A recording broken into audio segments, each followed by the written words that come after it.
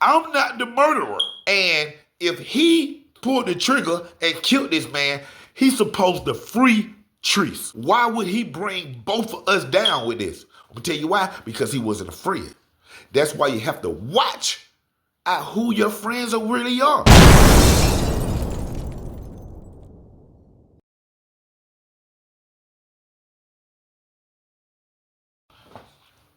Now we all know that, sometimes people get locked up for things that they didn't do. We see it all the time in on TV where somebody been exonerated, or somebody case stuff came back up and they was proven innocent and all that, man. And unfortunately, I got a lot of friends that's in prison for things that they did not do.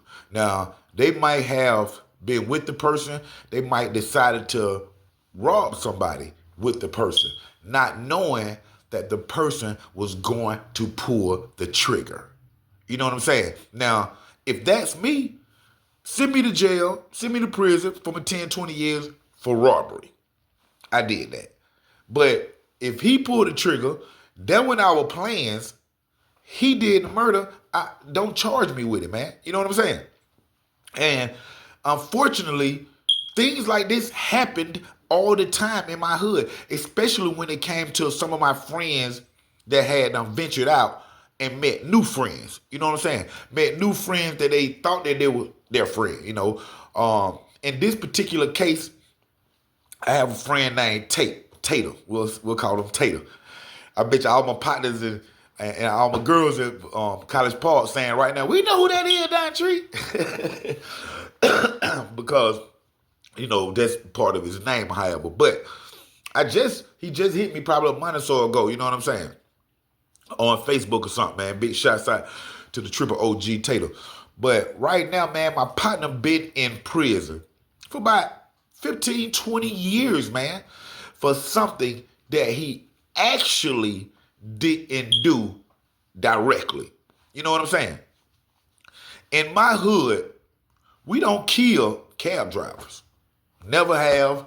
Don't even rock like that or none of that. So just imagine, just like, any cab driver up in New York, yellow cab, this cab, everybody, the city's got cab, wave a cab, hey, then rob them. No, we don't do that, man.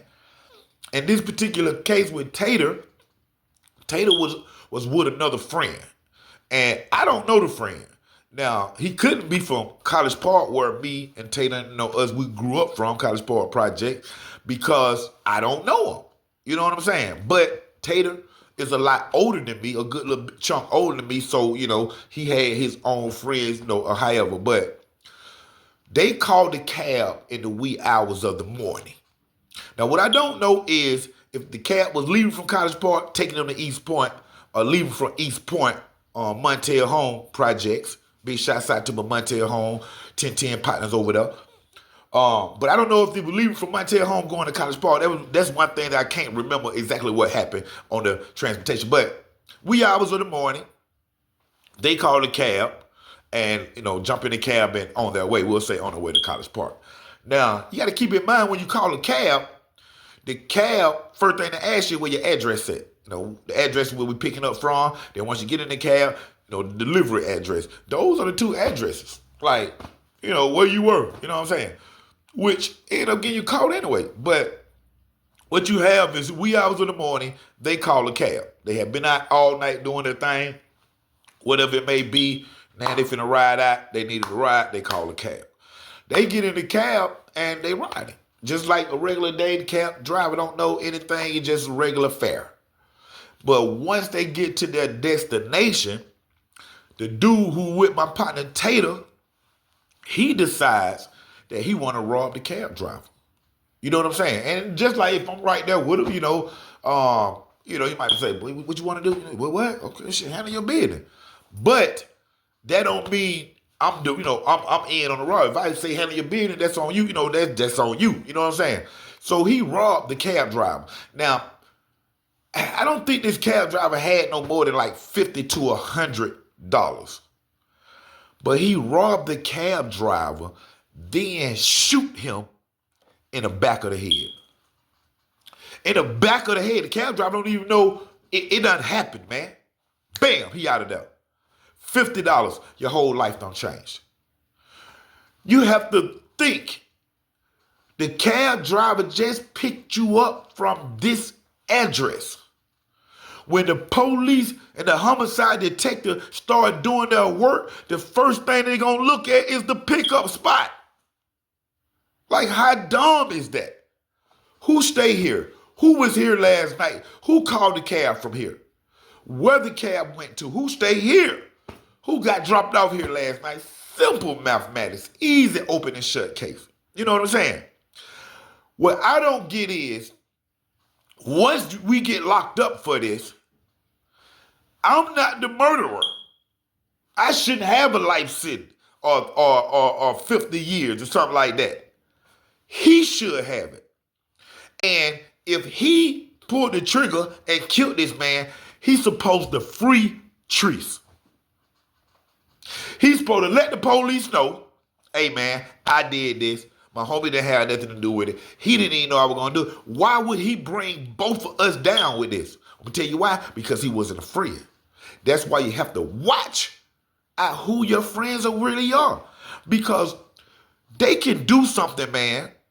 They can make a decision while you with them and alter your whole life off their decision. I can't be around friends like that, man. They could make one decision and alter my life. Oh, no. You have to free me. You have to free me, because you don't free me, then I'm going to tell. What you mean? You did a murder and you won't free me? It don't show that you my friend, so why should I keep my mouth shut like my partner Tater did? I don't believe in that, man. I'm one of the most loyal persons to a person if he my homie or my girl or just whatever. You know what I'm saying? But if you're not going to show me that same loyalty back when a situation happen like this, then, man, I can't go down with you like that, man. And my partner Tater been down about 20 years on a murder, and he did not pull the trigger, man. And let me tell you how I know he didn't pull the trigger, because unlike other cab places and all that, Day and Night Cab, the cab company that's this happened with, this is a College Park-based cab company, meaning two blocks from the projects. It's the cab company. We see these people every day that we've been growing up in College Park, because the cab company right down the street, and our parents and grandparents and uncles and aunties and stuff called these cabs as we growing up little, and to right now. So this is, like I tell everybody, my side of College Park is very, very family oriented. And some of these cab drivers have relatives right down in the projects. You know what I'm saying? So we didn't never fall into the thing of robbing cab drivers. And on top of it, we knew that there wasn't no money in that. So why would we rob a cab driver that my auntie worked for that company, and my cousin drive this cab, and my other cousin drive this cab? We don't do that, man. That guy that was with Tater, he went from our city, so he didn't care about that guy. He didn't know who that guy was related to in the projects. And he shot him in the back of the head for a little change. Oh, man, we don't rock like that, man. We never have rocked like that, man. You know what I'm saying? Now, you got a family member that's missing their relatives because he did on a census act. Then you got two more people that done threw their life away that's in prison for the rest of their life. And on top of it, Tater wasn't even a trigger man or none of that. Like I say, if Tater had something to do with the robbery, then give him armed robbery time and let that man come home. You know what I'm saying? But if he went down with, let's kill him. Let's kill this ninja and rob him. If he went down with that, why do he have that?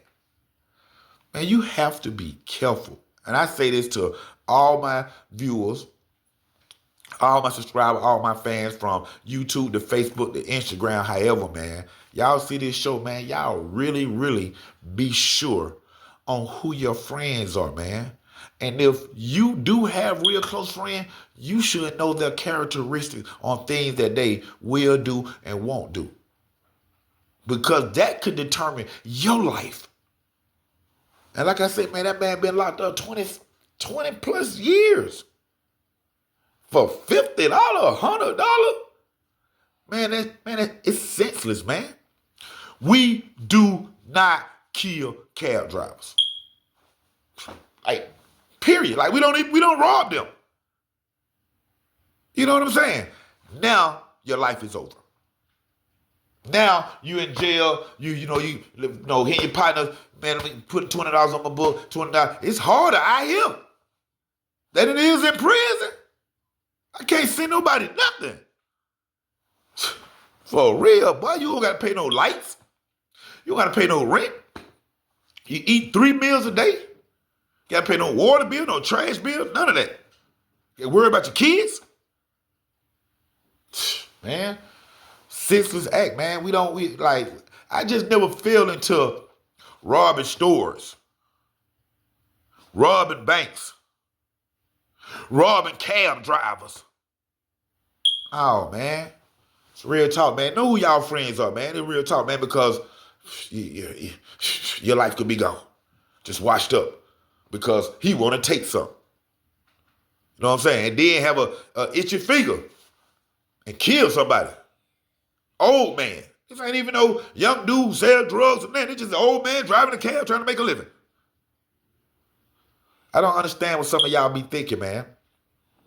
And I want to thank everybody for tuning in to the new Underground Source TV, man. Y'all see these changes as they going, me and Video Wayne putting things together, man. We got a new show right here, Underground Source TV, man. Y'all gonna, like I said, y'all gonna see the changes, the different narration, different things. I'm gonna bring a lot more to the show, man. Y'all make sure y'all subscribe, y'all like, man. Y'all help me get these lights up. For real, man. Y'all get these lights up, man. It's real talk, man. Right here, Underground Source TV. Film and TV producer Don Tree Snocks. OG Black Bart 3700 College Park and East Point. Stand up.